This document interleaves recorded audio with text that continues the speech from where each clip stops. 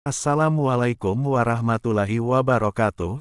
Sahabat-sahabat dimanapun berada, berikut ini adalah sebuah kisah inspiratif di kalangan pondok pesantren. Semoga bisa mengambil ilmu dan menambah keimanan kita.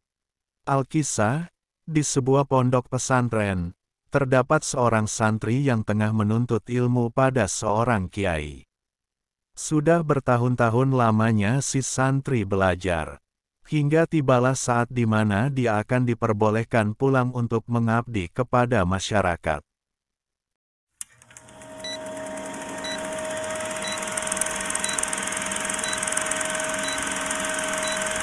Ujian terakhir dari Kiai. Carilah makhluk yang lebih hina dari dirimu. Di sebuah pondok pesantren, terdapat seorang santri yang tengah menuntut ilmu pada seorang kiai. Sudah bertahun-tahun lamanya si santri belajar.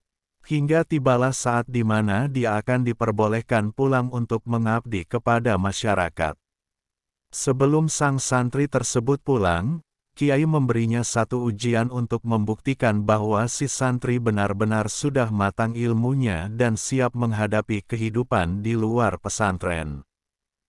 Pak Kiai kemudian berkata pada sang santri, "Sebelum kamu pulang, dalam 3 hari ini, aku ingin meminta kamu mencarikan seorang ataupun makhluk yang lebih hina dan buruk dari kamu," ujar sang kiai.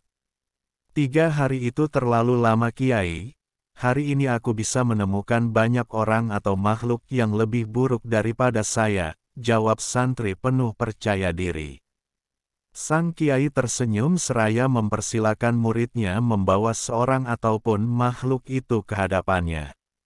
Santri keluar dari ruangan kiai dengan semangat, ujian yang sangat gampang.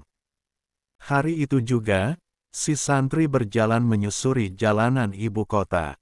Di tengah jalan, dia menemukan seorang pemabuk berat. Menurut pemilik warung yang dijumpainya, orang tersebut selalu mabuk-mabukan setiap hari. Pikiran si santri sedikit tenang, dalam hatinya dia berkata, "Pasti dia orang yang lebih buruk dariku, setiap hari dia habiskan hanya untuk mabuk-mabukan, sementara aku selalu rajin beribadah." Dalam perjalanan pulang si santri kembali berpikir, "Kayaknya si pemabuk itu belum tentu lebih buruk dari aku. Sekarang dia mabuk-mabukan, tapi siapa yang tahu di akhir hayatnya Allah justru mendatangkan hidayah hingga dia bisa husnul khotimah. Sedangkan aku yang sekarang rajin ibadah, kalau di akhir hayatku, Allah justru menghendaki su'ul khotimah. Bagaimana? Berarti pemabuk itu belum tentu lebih jelek dari aku," ujarnya bimbang.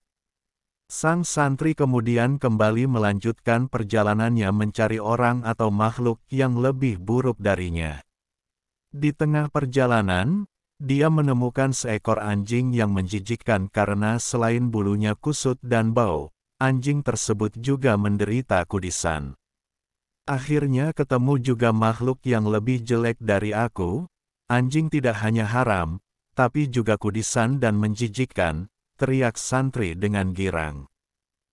Dengan menggunakan karung beras, si santri membungkus anjing tersebut hendak dibawa ke pesantren. Namun di tengah jalan, tiba-tiba dia kembali berpikir. Anjing ini memang buruk rupa dan kudisan, namun benarkah dia lebih buruk dari aku? Oh tidak, kalau anjing ini meninggal, maka dia tidak akan dimintai pertanggungjawaban atas apa yang dilakukannya di dunia, sedangkan aku harus mempertanggungjawabkan semua perbuatan selama di dunia dan bisa jadi aku akan masuk ke neraka. Akhirnya si santri menyadari bahwa dirinya belum tentu lebih baik dari anjing tersebut. Hari semakin sore, sang santri malah mencoba kembali mencari orang atau makhluk yang lebih jelek darinya. Namun hingga malam tiba, dia tak jua menemukannya. Lama sekali dia berpikir, hingga akhirnya dia memutuskan untuk pulang ke pesantren dan menemui sang kiai. "Bagaimana anakku? Apakah kamu sudah menemukannya?" tanya sang kiai. "Sudah, Kiai. Jawabnya seraya tertunduk. Ternyata di antara orang atau makhluk yang menurut saya sangat buruk, saya tetap paling buruk dari mereka, ujarnya perlahan. Mendengar jawaban sang murid, Kiai tersenyum lega. Alhamdulillah, kamu dinyatakan lulus dari pondok pesantren ini. Anakku, ujar Kiai terharu. Kemudian Kiai berkata, selama kita hidup di dunia, jangan pernah bersikap sombong dan merasa lebih baik atau mulia dari orang ataupun makhluk lain. Kita tidak pernah tahu bagaimana akhir hidup yang akan kita jalani. Bisa jadi sekarang kita baik dan mulia, tapi di akhir hayat justru menjadi makhluk yang seburuk-buruknya. Bisa jadi pula sekarang kita beriman, tapi di akhir hayat, setan berhasil memalingkan wajah kita hingga melupakannya.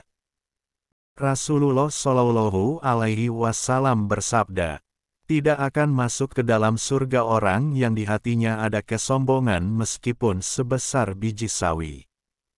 Hari Muslim nomor 91. Semoga sedikit ilmu yang dititipkan Allah di hati kita tidak menjadikan kita sombong dalam segala urusan. Semoga di sisa umur yang Allah berikan, kita dapat mempergunakannya sebaik-baiknya untuk memperbanyak amal saleh dan bukan hanya disibukkan dengan urusan duniawi belaka. Dan semoga kita menjadi lebih baik dan lebih bermanfaat. Amin ya rabbal alamin.